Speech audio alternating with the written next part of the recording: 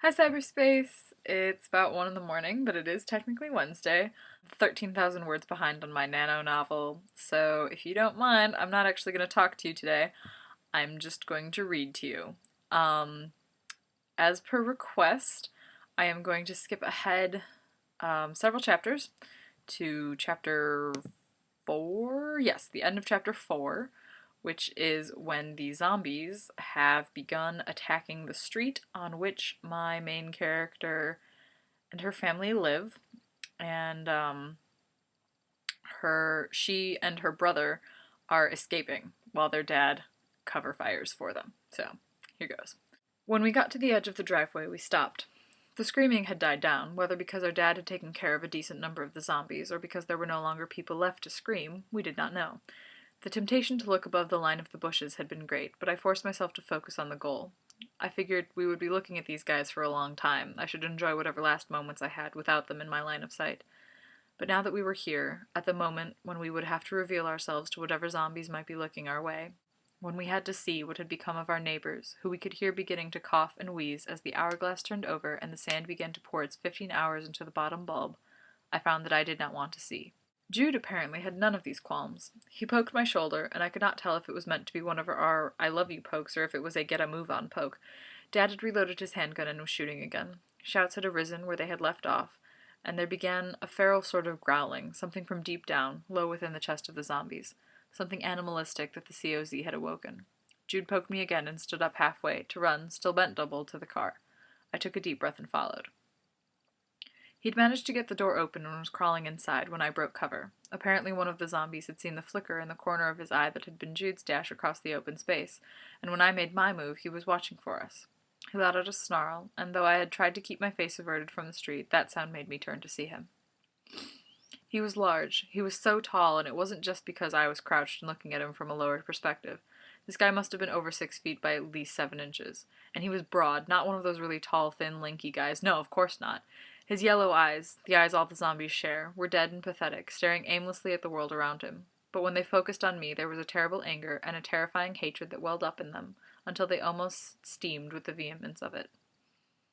He had had his nose broken once back when he was alive, and had rebroken it here so that dark blood flowed down his prominent chin. His skin was the same greenish tinge that marked all of those affected by the COZ. I closed my eyes and held my breath, praying that when I opened them, someone less gross would be standing there, for, of course, my luck had provided, continuing in the same vein as it had since I had been born, the biggest, ugliest zombie it could possibly find for my first one-on-one actual real-life attack. I wanted to scream in frustration at the injustice of it all, but when it came out of my mouth, it sounded more like fear. I heard Jude scrambling in the car, and there was the squeal of tires from the road. The zombie opened his mouth, and I could see the gas building up in his throat. Okay, I thought, that was quick. I thought I would last longer than this. The scream was still coming out of my mouth, but I knew that the second I stopped to inhale, the zombie would breathe out, and I would be dead. It would take 15 hours for me to die, but I would already be dead. I closed my eyes. Cliffhanger to chapter 5! And then a shot rang out, and the tires squealed to a stop with a sickening crunch, followed by a heavy thump. I opened my eyes. A shiny blue pickup truck with a brand new dent in it had stopped mere feet away from me, where it had, apparently, rammed into the zombie at the exact moment that Jude had shot the thing in the chest. The combined forces had splayed the body across the hood of the truck from where, as I watched, it slid slowly to the ground in a bloody heap. I vomited in my mouth a little as I watched the black blood seeping out in a pool from the ragged hole that was all that remained of the man's torso. Getting shot by a shotgun at point-blank range by an angry teenager trying to save his sister is really ill-advised. Come on, get in the truck, a familiar voice shouted over the din that was still hovering in the background. I looked up over the bloody hood and through the surprisingly uncracked windshield to see my cousin Noah looking worriedly out at me. I did a double take and blinked for a few times, trying to clear my head and decide if he was real or not real.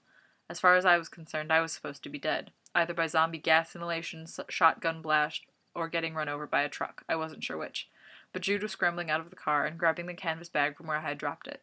He grabbed my shoulder and shook me, shouting at me. I did not hear his exact words. I think my ears were ringing from the shotgun still, but I got his message. I forced my legs, wobbly after my near-death experience, to gather themselves under me and support my weight as I dashed around the side of the truck, trying to avoid looking at or stepping in the remains of my first honest-to-God zombie attack. The second I was inside the truck, Jude reached over me and slammed the door shut. Go, go, go, he shouted, and Noah went, slamming on the accelerator and squealing out of our driveway and into the street.